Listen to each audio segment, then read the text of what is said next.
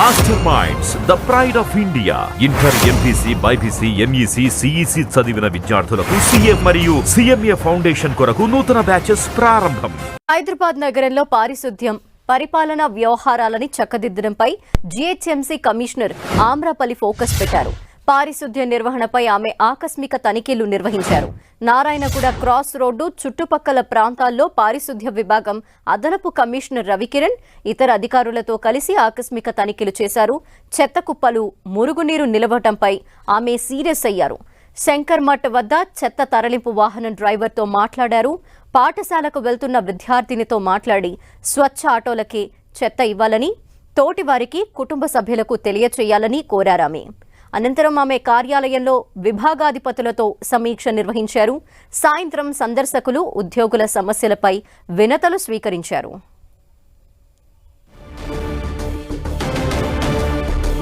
Details మా ప్రతినిధి రాముడు అందిస్తారు. రాముడు, నూతనంగా బాధ్యతలు చేపట్టినటువంటి ఆమ్రపాలి ఫీల్డ్ లోకి వెళ్తున్నారు.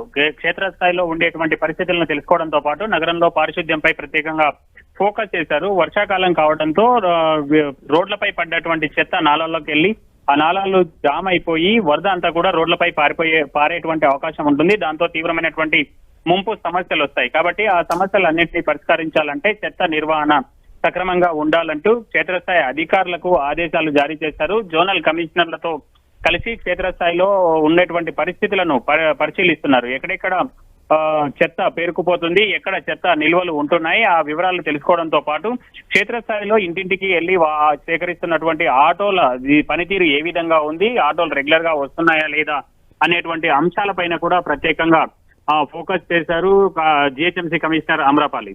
అదే విధంగా జిహెచ్ఎంసీకి సంబంధించినటువంటి పలు అంశాలపైన రేపు జిహెచ్ఎంసీ ప్రధాన కార్యాలయంలో కౌన్సిల్ సమావేశం ఉంది. ఆ కౌన్సిల్ సమావేశానికి అవసరమైనటువంటి చర్యలు తీసుకుంటున్నారు. ఏ క్వశ్చన్స్ వచ్చాయి, ఏ ఎజెండాల పైన చర్చించాలి అనేటువంటి అంశాలపైన కూడా మొత్తానికి సంబంధించి ఉన్నతాధికారులతో ప్రత్యేకంగా సమావేశం ఏర్పాటు చేసి దీనికి సంబంధించినటువంటి అంశాలపైన కూడా క్షేత్రస్థాయిలో తీసుకోవాల్సినటువంటి నిర్ణయాలపైన, అదేవిధంగా కౌన్సిల్ కు ఇవ్వాల్సినటువంటి జవాబులపైన సమాధానం ఇచ్చేటువంటి సమాచారం పైన కూడా అధికారులందరూ కూడా సిద్ధంగా ఉండాలని వాళ్ళకి ఆదేశాలు జారీ చేయడం జరిగింది.